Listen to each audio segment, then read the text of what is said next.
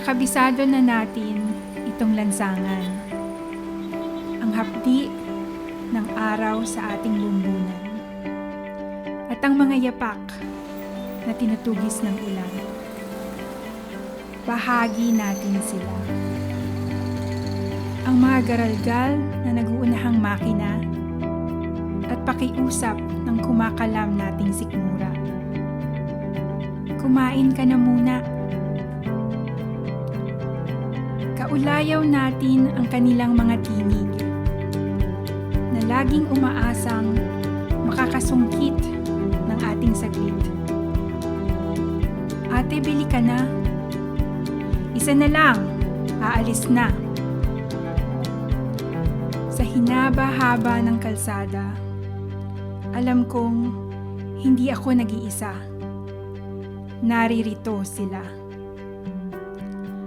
Kaya alam kong hindi lamang ako ang may hawak ng manibela. Kasama ko silang nagpunla ng aking mga pangarap, nagpatibay ng aking pundasyon, at nagpanday ng aking husay. Kasama ko sila sa aking tagumpay. Sila ang aking mga bahagi. Ako ay sila. Lagit lagi.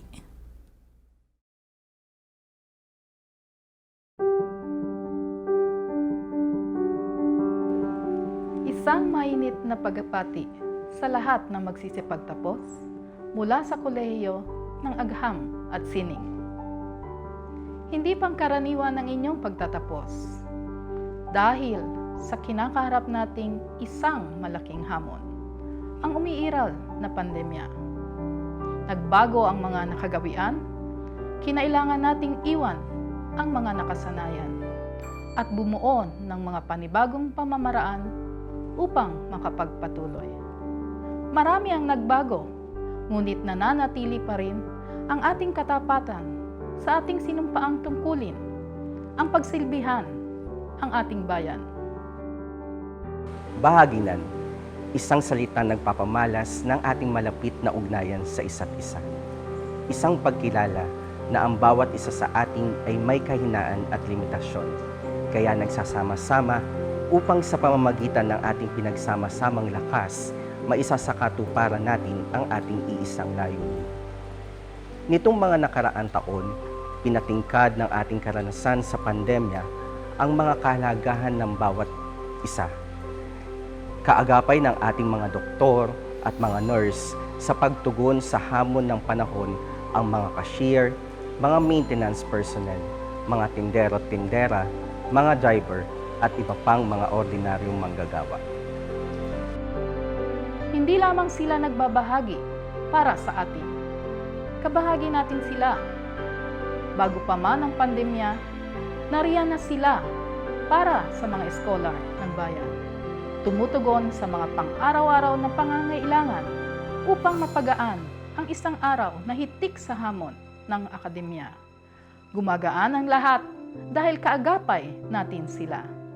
Kaya naman, sa araw na ito, ang inyong tagumpay ay tagumpay din nila. At ang kanilang pasanin ay dapat pasanin din natin. Malinaw ang mensahe ng ating panahon na hindi tayo hiwalay sa isa't isa, na bawat isa sa atin ay may malaking bahagi sa pagsulong ng isang lipunang ligtas para sa lahat. Isang lipunang tumutugon sa mga hamon na nagbabagong panahon sa paraang inklusibo, patas at makatao. Sa inyong pagpapatuloy, sa inyong paglalakbay, tanggapin ninyo ang mga hamon ng kasalukuyan. Kilalanin sa inyong sarili na kayo ay pinanday ng universidad, ng ating kolehiyo at ng ating komunidad para buong lakas at tapang na harapin ang mga hamon at igpawan ang mga balakid. Pinagtibay ang inyong mga puso at pinatalas ang inyong mga isip nang sa gayon mananatili kayong matatag at malikhain sa gitna ng marami pang pagbabagong ating kakaharapin. Hindi ito magiging madali, pero katulad ng inihayag sa atin ng ating panahon, lagit-lagi. Sama-sama natin itong haharapin. Pagbati sa lahat ng magsisipagtapos. Magbago man ang lahat, naniniwala akong mananatili ang inyong puso para sa bayan. Padayon. Malugod kong binabati ang mga magsisipagtapos ng Bachelor of Science in Biology. Sa pagsuong ninyo sa labas ng universidad, baunin ninyo ang mga mahalagang aral na inyong natutunan. Pagyamanin ninyo ang pagpapahalaga sa buhay at sa mga proseso nito upang makapagpabago sa lipunan. Bilang mga biyologong scholar ng bayan, sikapin ninyong paunlarin ang larangan ng medisina, pagsasaka, paghahayupan at pangingisda upang lalong bumuti ang kalagayan ng ating bayan. Naghihintay na sa inyo ang mga kapwa Pilipinong nangangarap at nagnanais ng mas maunlad, mas malusog at mas ligtas na pamumuhay. Patuloy kayong magsaliksik, magsuri at mag-ambag ng may dangal at husay para sa sambayanan.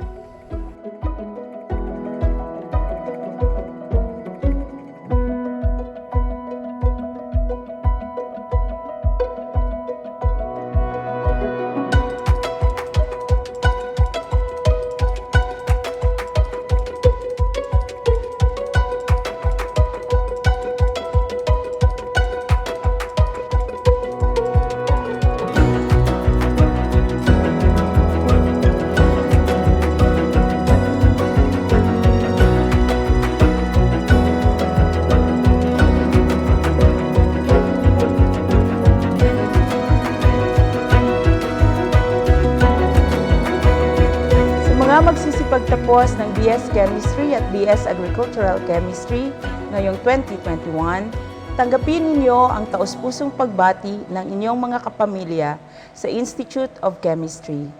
Kalakip nito ang aming panalangin na maging matagumpay kayo sa inyong napiling propesyon at maibahagi ninyo ang nakamtan na kaalaman mula sa UPLB. Mapalawak nawa ninyo ang kaalaman sa kahalagahan ng kimika tungo sa ikabubuti ng ating lipunan. Naghihintay na sa inyo ang ating lipunang nagnanais ng ligtas at marangal na pamumuhay. Ipakilala ninyo sa kanila ang isang hinaharap na mapagmahal sa ating kaligtasan at kalikasan.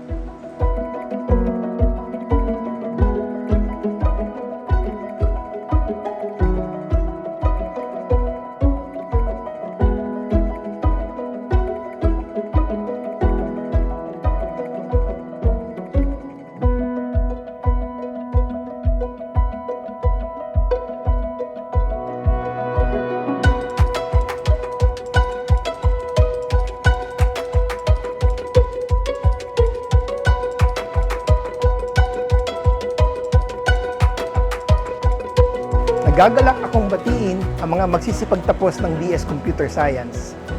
Isang karangalan ang makapagtapos sa panahon ng pandemya. Naniniwala ako na handa na kayo sa mga hamon na naghihintay sa labas ng pamantasan. Harapin ito ng may tapang at husay. Gamitin ang mga natutunan para mapagbuti ang lagay ng taong bayan. Patuloy na magsaliksik at humanap ng solusyon sa mga problema ng lipunan.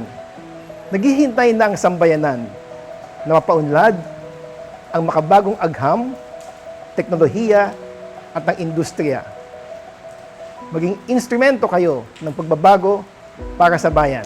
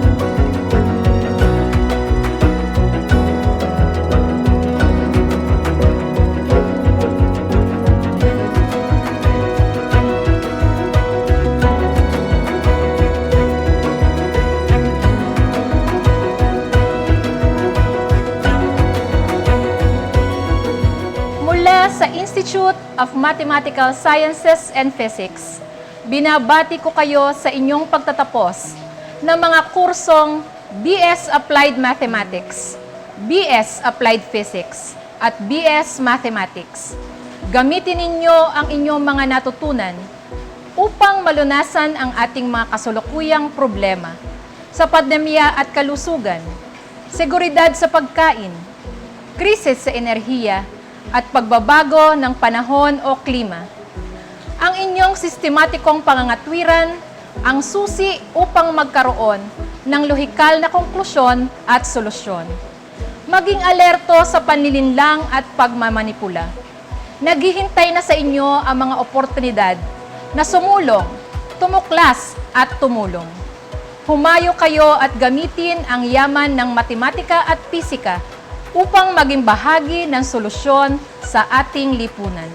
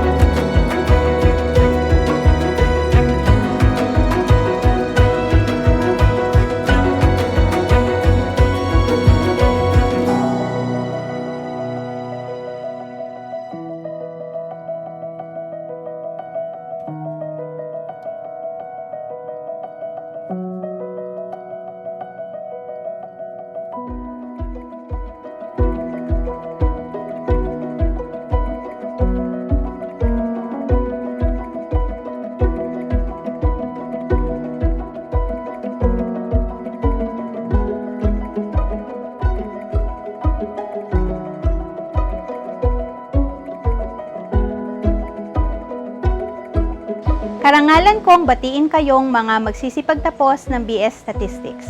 Ang mga bagay na natutunan ninyo tungkol sa natatanging agham na ito ay magsisilbing gabay sa pagtuklas paano mga makabago at kinakailangang teorya at paraan upang mapabuti ang kaligdad ng buhay ng mga Pilipino. Alam ninyo ang halaga ng mga pagpapasyang nakabatay sa ebidensya. May mga maling paggamit ng mga datos o ebidensyang ito, at tungkulin nating ituwid at gamitin ang mga angkop na pamamaraan sa pagkolekta at pag-analisa ng mga ito. Naghihintay na sa inyo ang mga mananaliksik, iba't ibang ahensya at organisasyong nangangailangan ng gabay tungo sa tamang desisyong nakabatay sa ebidensya. Maging bahagi kayo ng pagbabago.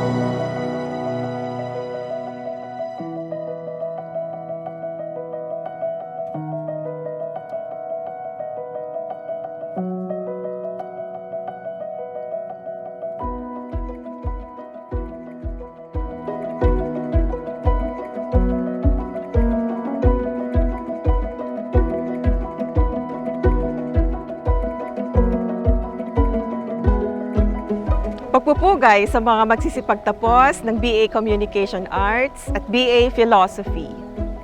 Kahanga-hanga ang inyong pagpupunyagi sa gitna ng maraming hamon ng ating panahon, lalo na ng pandemya at mga sunod-sunod na banta sa ating demokrasya at soberenya. Kalakip ng inyong tagumpay, kami umaasang patuloy kayong maninindigan para sa katotohanan at para sa tunay na pagsulong ng bayan. Gawin ang inyong bahagi sa pamamagitan ng mga mahuhusay at napapanahong mga akda at sa pagiging aktibo sa mga diskursong tutulong humubog sa mapagpalayang kamalayan. Naghihintay na sa inyo ang bayan. Gamitin ang kamulatan sa sining at umanidades sa pagbibigay kapangyarihan sa mga mamamayang Pilipino.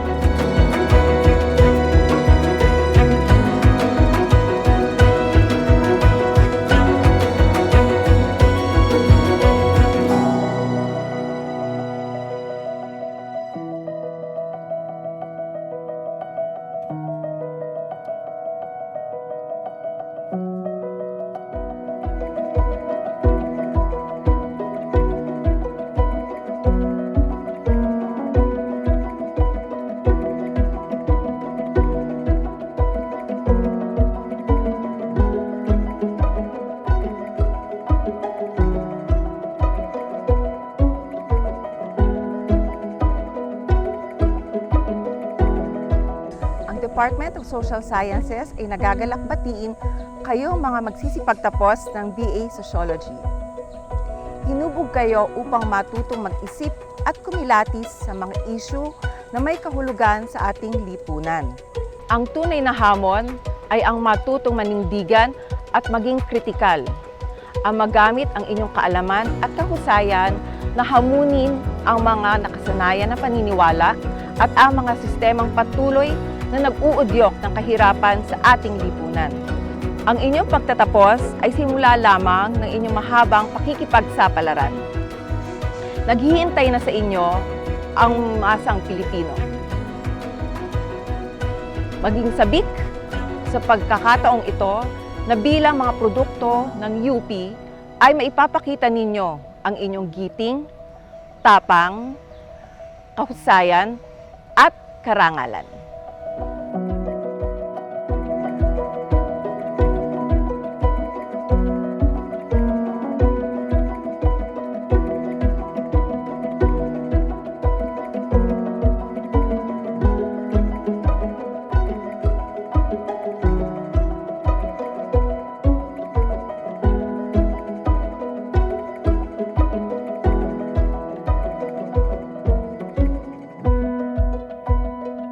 Taus-pusong pagbati sa mga magtatapos ng BS Mathematics and Science Teaching.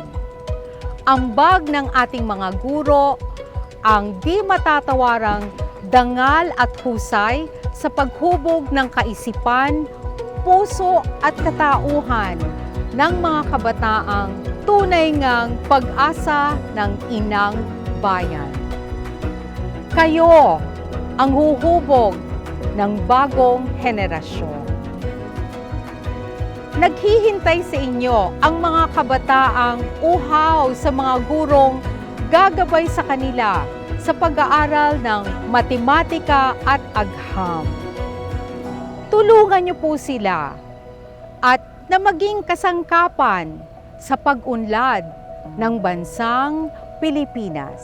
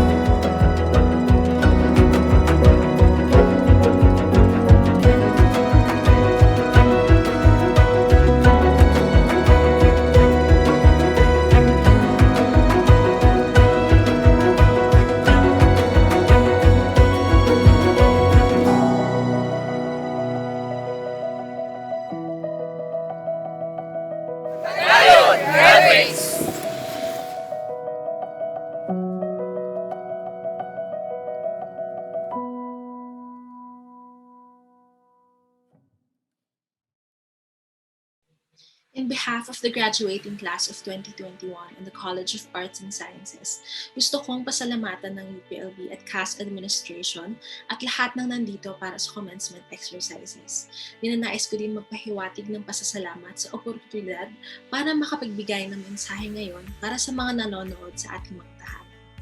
Ako po si Kayla Pawig at ako ay nandito bilang iyong 2021 CAS Valedictorian. Katulad ng ibang graduates, ako din ay naghihinayang na virtual ang ating graduation dahil alam naman natin lahat na deserve natin magmarcha at ipagmalaki ang ating mga sablay dahil tayo ay nakapagtapos ng pag-aaral sa UPLB. Ngunit dahil sa pandemya, hindi ito masasakatuparan, kinakailangan natin mag-ingat pa rin. Ngayong araw, dahil lagi natin naiisip ang ating mga huling momento sa ating buhay estudyante, ang gusto ko naman pag-usapan ay tungkol sa mga firsts, ang breakthroughs natin sa buhay. Isang karangalan ang maging unang BA Philosophy graduate na ipinagbunying CAS Valedictorian. Ang tagumpay na ito ay ibinabahagi ko sa kapwa ko BA Philosophy students, ang aking mga upperclassmen na gumabay sa akin, pati na rin ang aking mga underclassmen na aking mga anak kasama. Kung hindi dahil sa buong komunidad ng mga pilosopo sa UPLB, hindi ko makakamit itong titulo. Gusto ko rin maglaan ng sandali upang magbigay pugay sa aking mga napakahusay na propesor sa Philosophy Division. Sa inyo ko natutunan ang kahalagaan ng edukasyon at na dapat ang ibig sabihin nito. Sa pagkuha ng inyong mga klase, napagtanto ko na ang sistema ng edukasyon ay kailangang baguhin, na hindi sapat ang natututunan sa loob ng ating classroom at lalong hindi nasusukat sa grado ang pagkatuto. Nais kong magpasalamat sa inyo dahil sa halip ng pagbuhin ng hugis ng kandado sa aming mga kamay, na ipakita niyong kaya nitong maalis sa pamamagitan ng inyong mga tinuturo at sa pagtrato niyo sa inyong mga estudyante, lalo na ngayong pandemya. Hinahangaan ko ang inyong walang sawang pagtaguyod sa filosofiya. Nung nalaman ko na ako ay magtatapos na may pinakamataas na karangalan sa ating kolehiyo at magbibigay ng speech para sa araw na ito, ang una kong naisip maliban sa pag-iiyak sa aking sala ay ang ipagmalaki ang filosofiya at ang ambag nito sa aking buhay. Marami nag-aakala na ang filosofiya ay para lamang sa mga intelektual na hiwalay sa usaping panlipunan o para sa mga nasa kumbento na nag-aaral ng theology. Ngunit ang filosofiya ay tinuruan akong maging mapagkumbaba sa aking nalalaman, maging intellectually charitable, paano makipagdiskurso at paano ipagsabay ang teorya at praktika para isabuhay ang aming pinapag-aralan. Ang tema ng ating araw ng pagkilala ay Bahaginan, na bawat isa sa atin ay may bahagi sa pagtugon sa hamon ng ating panahon. Kaya naman bilang individual na parte ng masa, iniinyayahan tayong lahat para maging aktibong Pilipino na tumutugon sa pangangailangan ng pamayanan, lalo na ngayon. Dahil sa kritikal na pag-iisip at kamalayan sa lipunan, idinidiin sa aming mga klase, nakilala ko ang tunog ng sarili kong boses. Napagtanto ko na ang ating mga individual na laban ay tila mga tala sa gabing madilim. Mas maririnig at makikita kapag sama-sama. Maliban sa mga aral na idinulot ng ating mga kurso, siguro marami din sa inyo ang nagkaroon ng pagtanto sa inyong mga buhay sa loob ng campus. Nakahanap ng bagong parte sa inyong mga sarili na dati ay wala o nakatago. Sa loob ng 4 at mahigit na taon, lahat tayo ay nagkaroon ng realizations o breakthroughs sa ating buhay. Minsan ang mga sandaling ito ay dumadaan na parang Pebrero sa campus. Presko, magaan sa dibdib, puno ng buhay katulad ng F-Party at Fair. Minsan ang mga sandaling ito ay tag-init sa Abril, kung saan ang iyong tsinelas ay tila natutunaw sa kalsada ng O-Park at kinakailangan mo sumilong sa lilim ng NCAS at sabay kayo ng kaibigan mo sumamakot sa araw. Alam ko rin na meron din kayong mga pagtanto sa buhay na parang ulan tuwing Setyembre. Kumukulog, bumabagyo, at kung saan bumabaligtad na ang lahat, pati na rin ng ating mga payong. Ito yung mga sandaling basang-basa na nga tayo ng ulan. Ang ating puting sapatos ay parang Oreo McFlurry na, pero ang ating pinoprotektahan pa rin ay ang pina-photocopy na readings. Ang ating mga firsts, kahit ito ay mga realizations o aktual na karanasan sa loob ng universidad, ay marami at iba-iba. Hindi natin maikakaila na lahat ng ito ay malaki ang ambag sa kung sino man tayo ngayon. Kasama na din dito ang pagkamulat sa panlipunan at politikal na issue ng bansa. Bilang iskolar ng bayan, tayo ay may responsibilidad na paglingkuran ng ating kapwa Pilipino. Isabuhay ang karangalan at kahusayan sa anumang gawain at ipaglaban ang mga prinsipyong makakabuti sa sambayanan. Sa totoo lang, bago ako naging estudyante, ako ay hindi gaanong mulat sa mga problemang panlipunan. Dahil sa mga kahanga-hanga aktivista na aking nakilala, mga taong nakikita natin sa Hume Steps na matatapang ng lumalaban para sa bayan, ako ay nahikayat sumuporta sa pagbabagong tunay at makatao. Bago ako makatapak sa universidad, ang aking layunin lamang ay makapagtapos at makapagtrabaho. Subalit dahil sa naranasan kong kolektibong pakikibaka para sa kinabukasan ng Pilipinas, ako ay nahikayat magpatuloy sa law school kung saan ang aking bagong pangarap ay maging abogado para sa pagtatanggol ng karapatang pantao.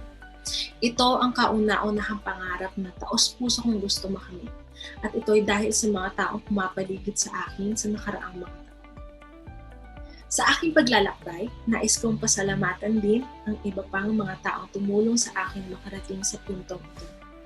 Sa aking pinakamatalik na kaibigan, si Ea, na nasa tabi ko lagi simula noong freshman pa tayo. Salamat sa patuloy na paglalakad kasama ko at sa paghawak ng payong sa ibabaw ng aking ulo.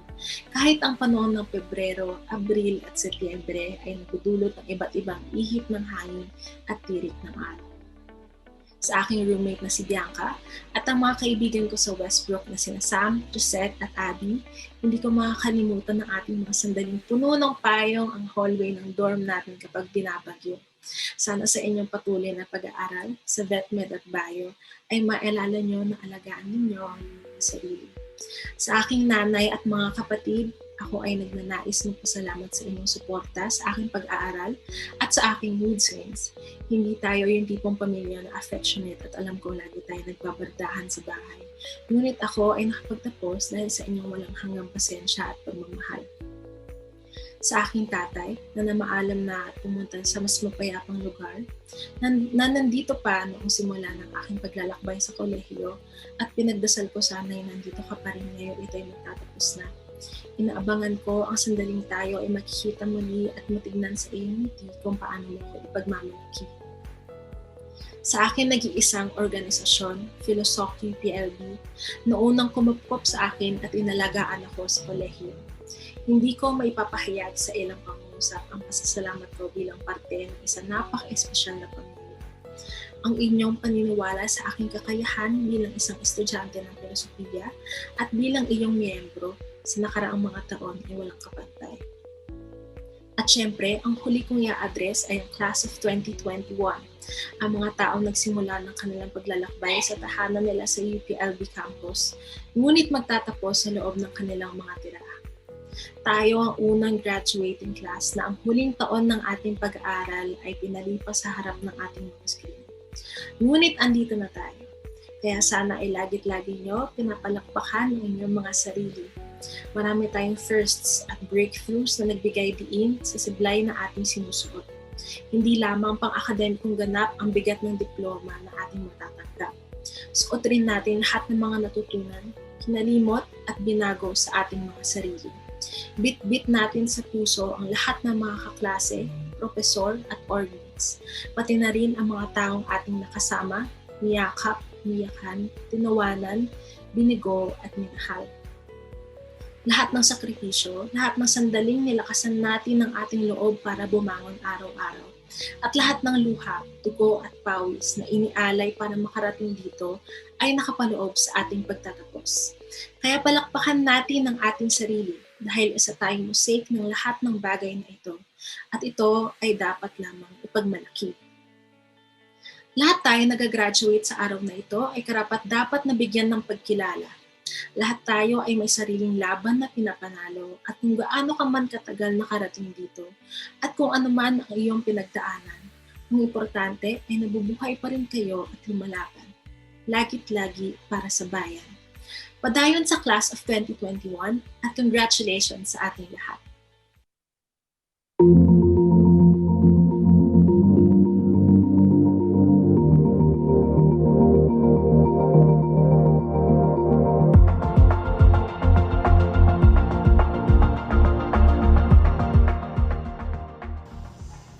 Magandang araw sa inyong lahat. Ako si Chris Recion Giran. Nagtapos ng Bachelor ng Sining sa Sosyolohiya noong taong 2017. Ako ay kawani ng DSWD mula 2017 hanggang sa taong kasalukuyan. Sa loob ng 4 na taon na pagiging kawani ng DSWD, maraming mga hamon na rin ang aking kinaharap sa pagtugon at pagpapadaloy ng mga programa sa kagalingang panlipunan. Minsan tinatanong ko na ang aking sarili kung ang aking magpagsisilbi ay mayroong naiiambag sa pagpapaunlad ng kalagayan ng ating mga kababayan sa laylayan ng lipunan na ating pinagsisilbihan. Taong 2018, numadat na namin ng isang katutubong komunidad sa Oriental Mindoro. Isang komunidad na ang kalagayan ay nakabaon sa kahirapan at tila nakalimutan ng pag-unlad. Nakalulungkot isipin na sa mabilis na pagdaloy ng pag-unlad ay may mga liblib na lugar na hindi naaabot ng serbisyong panlipunan. Walang maayos na sistema ng edukasyon, walang maayos na kalagayan ng kalusugan, walang kuryente, walang sistema ng tubig na maiinom, walang telekomunikasyon, walang maayos na transportasyon. Sa lahat ang pagkain at tanging kamoting nilaga ang madalas na pinagsasaluhan ng magkakapamilya, na maswerte na kung makakakain ng 2 beses sa loob ng isang araw. Kalunos-lunos ang kalagayan na nag-iisang silid-aralan kung saan nagtitipon-tipon ang lahat ng kabataang katutubo upang matuto. Walang dingding, walang pisara, Ang upuan ay dalawang mahabang pinagdikit na kawayan at putik ang sahig. Dadalawa ang guro na nagtuturo mula grade 1 hanggang grade 4 at ang dalawang gurong ito ay mga gurong misyonaryo. Ang lahat ng grade 1 at grade 2 ay magkakasama sa isang grupo. Gayon din ang grade 3 at grade 4. Magkatalikuran lamang sila habang nag-aaral ng kanilang mga aralin. Pagtapos ng grade 4, pagkaya ng magtrabaho ng maliliit nilang katawan, tumitigil na sila sa pag-aaral upang magbuhat ng kalakal na higit pang mabigat kaysa sa kanilang sariling mga katawan.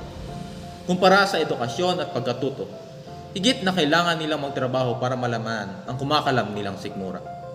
At ang nakalulungkot sa lahat, naiipit sila sa gitna ng paglalaban ng magkasulungat na ideolohiya na binubuwisan ng buhay ng mga inosenteng sibilyan. Dahil sa kahirapang aming nakita at naranasan, nangako kaming babalik sa paglipas na ilang buwan. Nangalap kami ng tulong mula sa mga institusyon ng pamahalaan at mula sa mga individual na may mabubuting kalooban. Sa aming pagbabalik sa komunidad, dala namin ang tulong na ipinabot ng maraming mga taong nag-ambag ng kanilang mga kakayanan. Pero ang pinakamalaga sa lahat, may kasama kaming mga doktor upang tingnan ang kanilang kalagayang medikal. Sa loob ng mahabang panahon, sa unang pagkakataon, matitingnan ng isang doktor ang kanilang kalagayang medikal. Akin na pagtanto, hindi dapat mag-alala sa pagtulong. Marami ang naghihintay ng pagkakataong makapagbahagi ng kanilang kagandahang loob. Paglipas na isang taon ng patuloy na pakikipag-ugnayan sa kanila, nakita namin ang pagbabago sa kanilang komunidad. Ang dating 6 hanggang 8 oras na paglalakad upang marating ang komunidad ay naging 2 oras na lamang, sapagkat ang komunidad ay nagtulong-tulong upang gumawa ng kalsada para sa aming pagbabalik ay hindi kami mahirapang maglakad ng matagal. Hinihintay nila ang aming muling pagdating. Walang higit na masarap sa pakiramdam na inaabangan kang muli ng komunidad.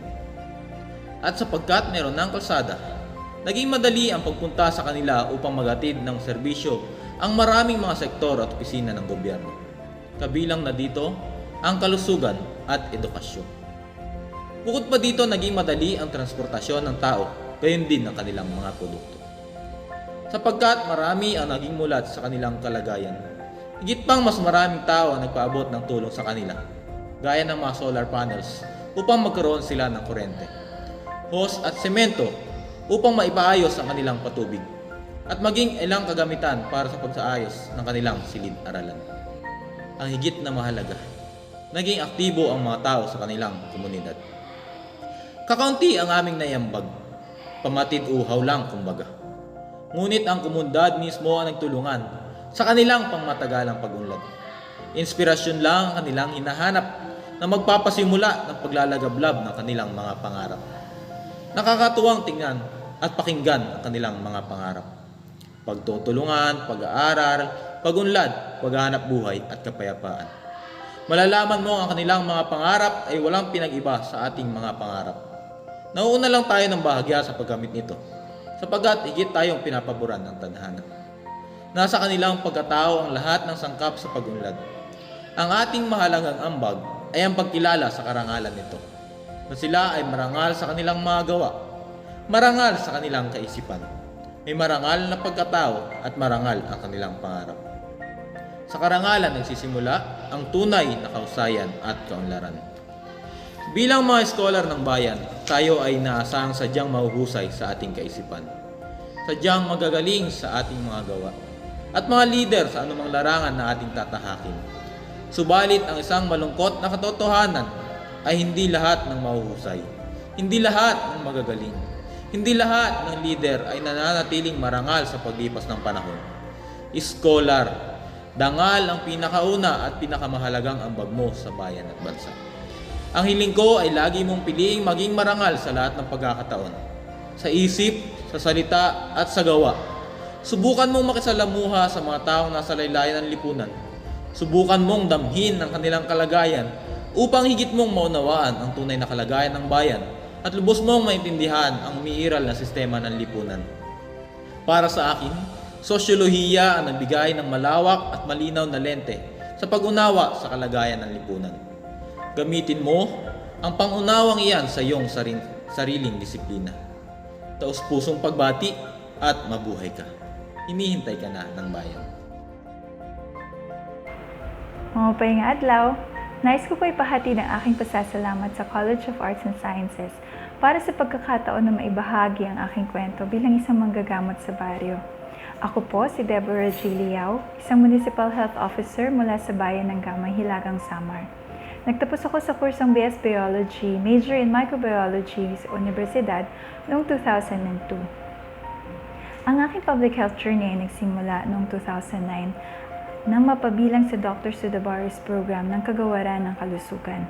Ito ay programang sinimula ni dating Health Secretary Juan Flavier na naglalayon na mabigyan ng doktor sa mga remote rural areas. Ang Agham, Hilagang Samar ay isang geographically isolated and disadvantaged area or GIDA. Ito ay isang coastal town na nakaharap sa Dagat Pasipiko, kaya naman hindi na bago sa amin ang mga bagyo at iba pang mga sakuna. Noong 2013, naranasan namin ang hagupit ni Yolanda. Ngunit sa kabila ng mga unos na dumating, nananatiling matatag ang mga gamay nun. Maraming lugar sa ating bansa ang lugmok sa kahirapan, ngunit iba ang sitwasyon sa mga rural areas. Ang probinsya ng Hilagang Samar ay isa sa mga pinakamahirap na probinsya nung dumating ako dito noong 2009. Tulad ng iba pang lugar sa iba't ibang bahagi ng bansa, kulang ang mga oportunidad pang kabuhayan ng mga tao at salat din sa serbisyong sosyal. Madami ang mga taong hindi nakakakita ng mga healthcare providers at nagkakasakit na lang o namamatay. Mahirap magamot ang sakit ng katawan, ngunit mas mahirap manggamot ng sakit ng lipunan. Dito sa rural area ko natagpuan ang kahulugan at kahalagahan ng pagiging doktor. Higit pa sa pagkakaroon ng titulo ang pagiging isang manggagamot. Hindi man naging madali ang paglalakbay, ito pa rin ang pipiliin kong buhay dahil dito ako natutong maging makatao. Dito ako naranasan na lumago ang kamalayan sa totoong ibig sabihin ng katagang, ang kalusugan ay karapatang pantao.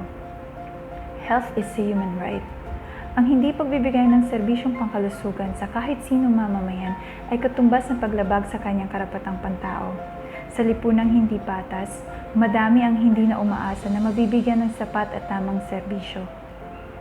Sa paglaganap ng pandemya, nakita ang pagiging hindi patas ng ating health system. Habang nakatuon ang pondo at programa sa NCR at Luzon, hindi naging madali ang pagresponde sa mga LGU na kinakailangang pagkasyahin ang limitadong resources, lalo na sa mga probinsya. Ngunit hindi ito naging hadlang upang makapagbigay ng maayos na tugon ng aming munisipyo. Sa sama-samang pagkilos ng mga tao sa komunidad, nagagawa pa rin namin ng iba't ibang interventions para mapanatiling ligtas ang gamay. Isa sa pinakamalaking pagsubok na aming hinarap ay noong nagkaroon ng 10 health workers, kabilang na ako, na tinamaan ng COVID-19. Dahil kami ay mga bakunado na, nagkaroon lamang kami ng mga mild o para sa iba, walang sintomas.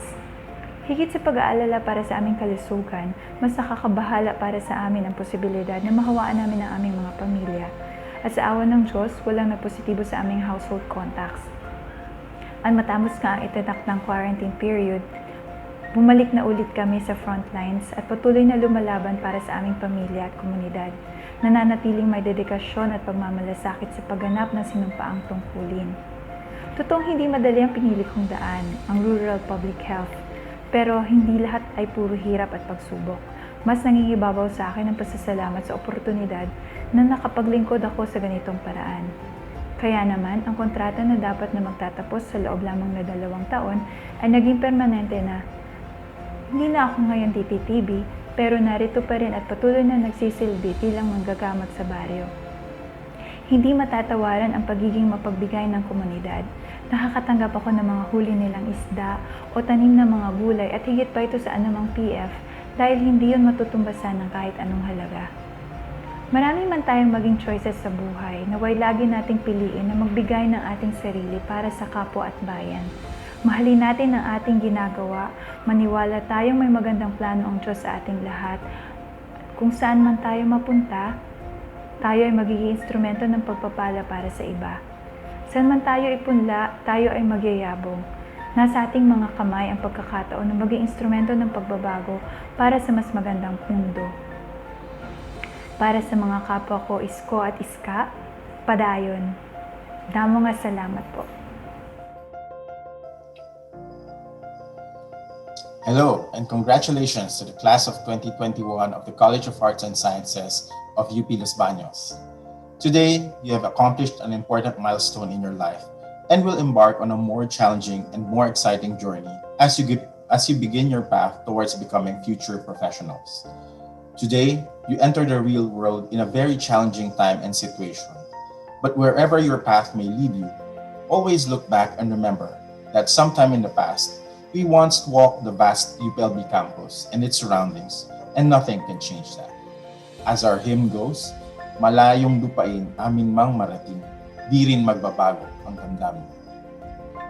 As scholars ng Bayan, part of our education is a commitment to give back to the country, embodied in our very own oblation. It is our responsibility to serve our country to the best of our abilities with the skills and talents that were given to us. We serve others who are in need, not because we need to, but because we can. Even in these difficult times, we must not waver in this commitment to seek out the truth and bring forth new knowledge for the benefit of society to address the various issues and challenges we face. The old normal as we knew it is long gone, and we have an uncertain future. But with every challenge comes a new opportunity to explore new paths, carve out new niches, and in some cases, become pioneers and boldly go where no one has gone before. After I graduated from UPLB back in 2001, I pursued an area where very few Filipinos have explored before, astrophysics and space science. I obtained my doctorate in Japan, but at the back of my mind, I always thought of how I can help the country with using the skills and knowledge that I have. In 2011, I went back here to the Philippines despite facing an uncertain career as an astrophysicist, not because of any contractual obligations, but out of my own free will, because I wanted to help improve our space technology and capabilities. From 2013 to 2019, I wrote, advocated, and successfully lobbied in our legislature and government what eventually became the Republic Act 11363, or the Philippine Space Act, that led to the creation of the Philippine Space Agency and the Philippine Space Development and Utilization Policy, a landmark space law even in the standards of the international space community. The RA 11363 sets forth the context of how our country can utilize space technology to help our fellow Filipinos and improve our society. This is demonstrated in another work I have been doing here in Mindanao. Since last November 2020, I have been leading a project called Access Mindanao of the Ateneo de Davao University and its partners, which provides internet connectivity to schools in remote and isolated areas here in Mindanao. With a shift to online learning, most schools found it difficult to transition from the traditional mode of teaching to an online modality due to the slow and sometimes lack of internet connection. We managed to solve this through the innovative use of modern satellite technology, wherein instead of waiting for months and even years for local telcos to set up transmission towers, we installed small satellite antennas and provided internet connectivity to our partner schools within one single day. In 6 months, we have managed to connect all of our 12 partner schools from the shores of Davao Oriental to the mountains of South Cotabato, to the plains of Maguindanao, all the way down to the islands of Basilan and Tawi-Tawi, in the commitment to provide education to those in the remotest part of the country and ensure that no Filipino student is left behind. As new UPLB graduates, this is your time to make a difference. Despite all the challenges posed by the COVID-19 pandemic, there are ways we can ensure that we can continue to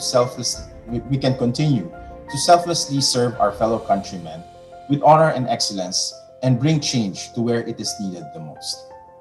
This is your time to explore and bring forth the change you want to see in this world. The commitment to seek the truth and to serve others is one of the marks of being an scholar ng Bayan. The road ahead will lead us to different paths and different lives. But we can always look back to how our alma mater had molded us to be who we are. We can then look forward and let our learnings and experiences from our time at UPLB to guide us as we carve our own individual paths in this world. It is difficult and challenging. But years from now, you can always look back and say, yes, it was all worth it. Again, to all the graduates of Class 2021, congratulations at mabuhay ang pag-asa ng bayan. Sino ang bayani sa kwento mo? Magwawakas na ang yugto ng kwentong kolehiyo mo. Ito na ang huling pahina. Ilang talata na lamang ang kulang, makukumpleto mo na ang kwentong UP mo. Ikaw ang naging bayani sa yugtong ito. Hindi mabilang na mga balakid at kontrabida ang nagpatatag sa iyo. Mahahawakan mo na ang minimithi mong diploma at maisusuot mo na rin ng buong yabang ang prestigyosong UP Sablay. At dahil magtatapos na ang kwentong kolehiyo mo, sisimulan mo nang isulat ang panibagong kabanata ng kwento ng buhay mo. Ang kwento ng pagsisilbi sa bayan at sa kapwa. Nais kong tanungin ka, sino ang bagong bayani ng panibagong kwento ng buhay mo? Maraming posibilidad. Maaaring ikaw pa rin ang bayani o bida. O kaya naman, ikaw naman ngayon ang magiging kontrabida. Ngunit sigurado akong hindi masisimulan ang bagong kwento mo kung hindi malinaw sa iyo kung sino ang bayani nito. Noong nagtapos ako sa UPLB sa kursong Communication Arts, inakala kong ako pa rin ang bida sa kwento ko bilang isang UP grad. Magaling ako eh. UP grad ako. Yayaman ako. Mayabang ako. Nagbago ang takbo ng kwento ko noong 2015. 2 taon makalipas ang Zamboanga Siege. Sinimulan namin ang Sugpat, isang programa para sa mga kabataan naglalayong gamitin ang sining sa paghilom mula sa digmaan. Layunin din ng programang maibahagi ng mga kabataang bakwit ang kanilang mga pangarap sa pamamagitan ng sining. Sandata namin ang aming pagkamalikhain. 6 na buwan lamang sana ang naturang proyekto. Iyon lang ang plano. Ngunit sa 6 na buwan naming pabalik-balik sa transitory site, ninais ipagpatuloy ng mga kabataang bakwit ang kwento ng Sugpat. Ipinamulat nila sa amin na hindi magbabago ang buhay nila kung 6 na buwan lang ang puhunan. Nais nilang maging bahagi ng aming kwento. Nais nilang ipagpatuloy ang kwento ng Sugpat. Ang naunang plano na 6 na buwan naging makabuluhan at ngayon ay mag-6 na taon na. Ang dating 300 kabataang bakwit ngayon ay mahigit 3,000 out-of-school youth ang natulungan ng Sugpat. Mula sa Zamboanga City, ngayon ay buong Region 9 na ang lawak at narating ng programa. Ang paglawak at paglalim ng programa ay hindi dahil sa amin. Ang tagumpay na ito ay naisakatuparan ng dahil sa mga kabataang nasa laylayan na siyang puso ng programa. Sila ang tunay na bayani sa aming kwento. Sa inyong nalalapit na pagtatapos, muli ko itong itatanong. Sino ang magiging bayani ng bagong kwento nyo? Aling mukha ng bayan ang nais nyong mabago? Ang bayani ng bayan sa kwento ng bayanihan ay ang kapwa. Walang bayani kung walang bayan. Walang bayanihan kung hindi kasama ang kapwa. Maligayang pagtatapos, mga bagong iskolar ng bayan.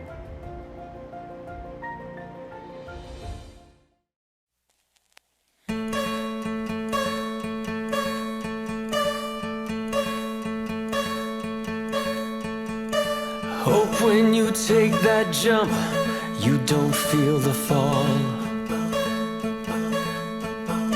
Hope when the water rises, you build a wall.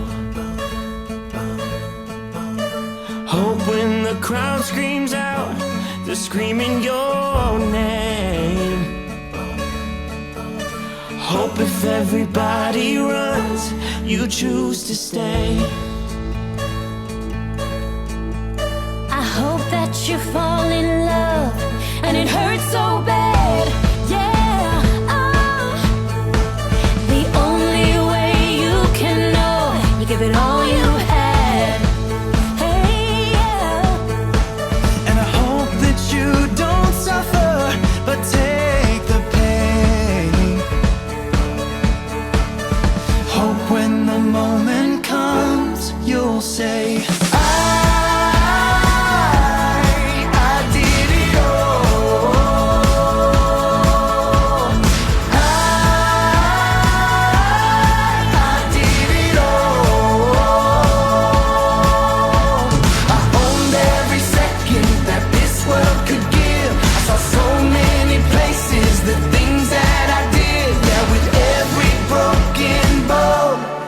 where I live. Hope that you spend your days where they all add up. Now when that sun goes down, hope you raise your cup. I wish that I could witness all your joy and all your pain, but until my moment comes, I'll say I did it all.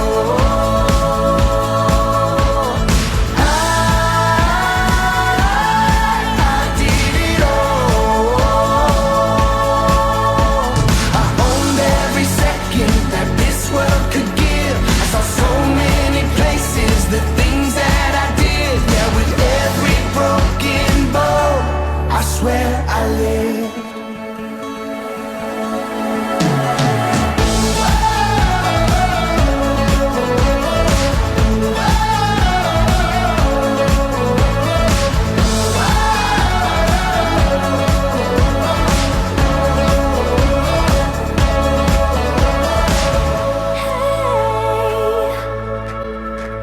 With every broken bone, I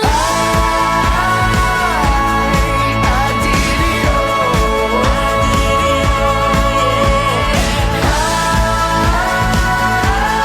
I did it all. I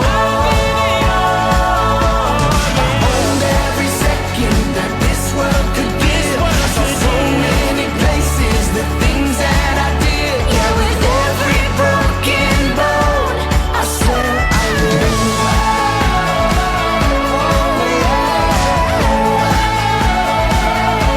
I swear I live.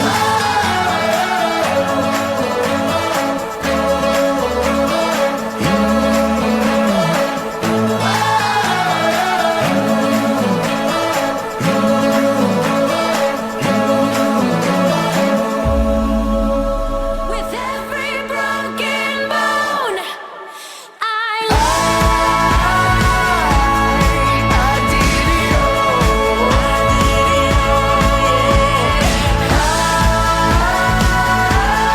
I did it all. I owned every second that this world could give. I saw so many places, the things that I did. Yeah, with every broken bone, I swear I live.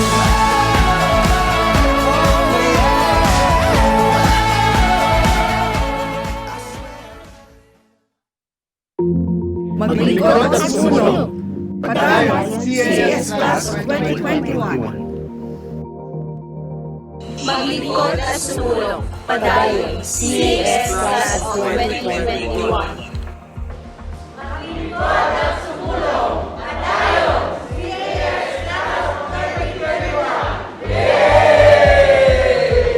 Maglingkod at sumulong. Padayon, CAS Class of 2021.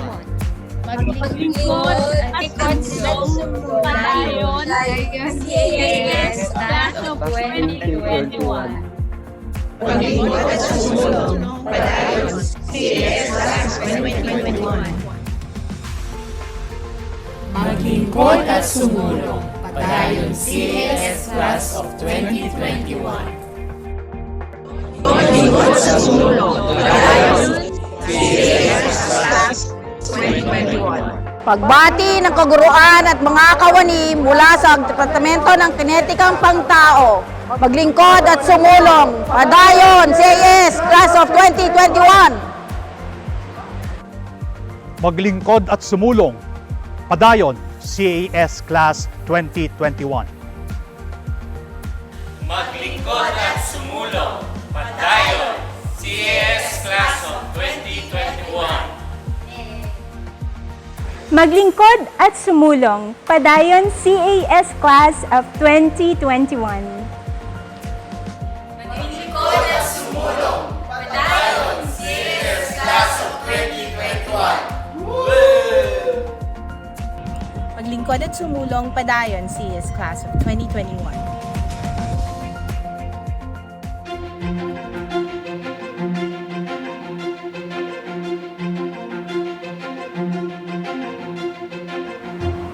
Isang mainit na pagbati at pagpupugay sa lahat ng kasama natin sa programang ito ngayong araw. Today is a day of triumph. It is a day of reminiscing, a day of excitement, a day of celebration and joy. To UPLB's class of 2021, congratulations! You have persevered through the obstacles and disruptions that have beset us all this past year. And will reap your reward, the title of graduate and alumnus of UPLB. I know that the past year, your last year as a UPLB student, was not at all how you envision it to be. Due to the pandemic, the majority of you had to vacate the campus and then to adapt to the implementation of flexible remote learning. You had stresses upon stresses heaped on you, but you have pushed through and succeeded. And so today, we celebrate the culmination of your hard work and dedication. Today, we stand witness to highs and lows, ups and downs, laughters and tears. That was your time here in UPLB. The pandemic has thrown into stark relief the equal importance of the sciences and the liberal arts.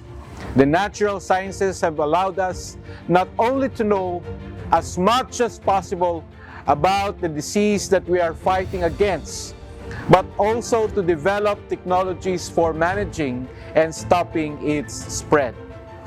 The social sciences continue to give us insights into the social, political, cultural, and behavioral aspects of the crisis, while the arts helps us put our situation in perspective, reminds us of the healing power of creativity, and urges us to hope not simply for survival, but for a better world that clamors to be built.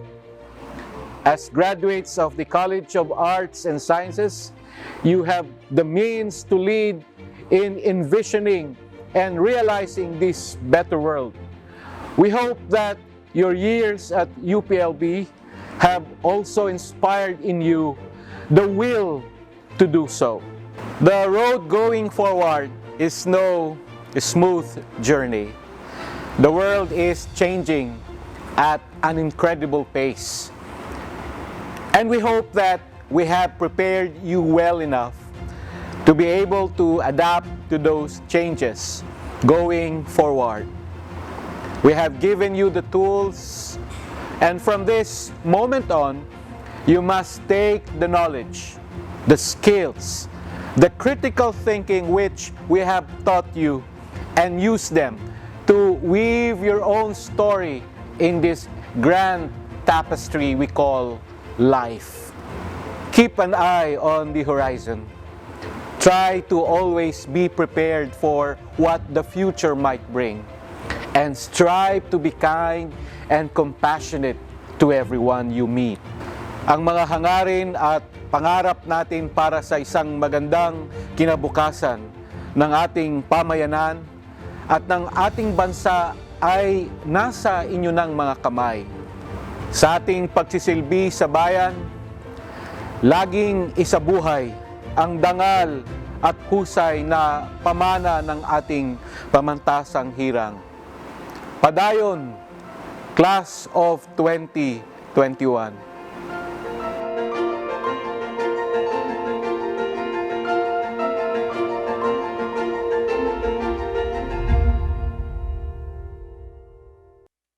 Magandang araw sa inyong lahat. Hayaan niyong simulan ko ang aking mensahe sa isang mainit na pagbati at pagpupugay sa mga nagsisipagtapos ngayong araw na ito. Binabati ko rin ang inyong pamantasan, ang pamantasan ng Pilipinas sa Los Baños, na pinamumunuan ng aking kaibigan, Chancellor Dong Camacho, sa patuloy na paghubog sa ating mga kabataan sa gitna ng pandemyang ating kinakaharap ngayon. Today, while the situation has somehow improved compared to March 2020, things are clearly from how they were before and would probably not go back to the old normal. We have learned to adopt and embrace the new normal, and there is no turning back now. I understand your frustration of missing a live graduation. Pero saludo ako sa inyo dahil napagtagumpayan ninyo ang mga hamon ng pandemya at naipagpapatuloy ang pag-aaral sa kabila ng mga balakid at limitasyon. At ngayon ay mas handa na kayong harapin ang sunod na yugto ng inyong buhay. You and your university were able to courageously respond to the needs of the times, move forward as one, and rise above the challenges. I commend your university for rising up to the challenge to continue learning even during the pandemic. Now, on the part of CHED, we acted quickly and conscientiously at the onset of the pandemic and devised ways to allow continued access to quality education through alternative modes of learning. In the midst of the COVID-19 pandemic, it was my abiding faith as chairman of the commission to move and shift towards a policy of flexible learning. Because deeply I knew that our universities, our university officials, our faculty and students were in the best position to determine the appropriate learning methods to be adopted at the ground level. I knew that our universities were brilliant and just needed guidance and steering on the part of the commission so that they can navigate the very perilous journey to address COVID-19. We wanted to ensure that learning continued by adopting a policy of flexible learning all over the country. Flexible learning is a very simple policy. It is anchored on the belief that universities were in the best position to determine the appropriate mix of learning delivery systems based on health conditions on the ground, their coordination with local governments, the capacity of their teachers and their students to adjust to new modes of learning, the connectivity and gadgets that were available. As the pandemic moved on, one of our initiatives in the commission is what we call PhilChed Connect, designed to facilitate access to quality learning materials. We trained thousands of our faculty members in flexible learning in collaboration with top universities here and abroad. As long as we move together, work together, pray together under the spirit of bayanihan, and as long as we learn to educate as one, we can withstand all the trials we are facing today. The transition to flexible learning, I know, poses tremendous challenges. But staying true to our undying spirit of courage and resilience, we continue to explore and implement learning modalities that are innovative, that are new, that are technology mediated. As we shift teaching and learning processes adaptive to the needs of the students, we are proud of what you have achieved. And we are confident that with the brand of education provided by your university, you can achieve much, much more. Let me take this opportunity to remind you that as graduates of a state university, you are considered scholars of the state. Kayo ang tunay na scholar ng bayan dahil ang inyong pag-aaral ay pinondohan ng buwis ni Juan de la Cruz. It is therefore befitting for true scholars to give back to their country. Let your graduation remind you of the gains that you have achieved collectively and individually, and the constant push to do better and to be better as you enter the world of work. As you leave the portals of the university, I am very optimistic that you will become active contributors to the development of our nation and the competitiveness of the Filipino people. You have been equipped with the necessary competencies anchored on the university's core values.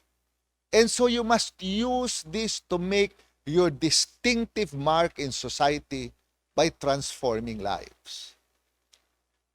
Never stop learning and continue to pursue activities that will serve as precursors of discovery to ensure continuous productivity and sustainability for future generations. Once again, congratulations to the batch of 2021. Mabuhay kayong lahat.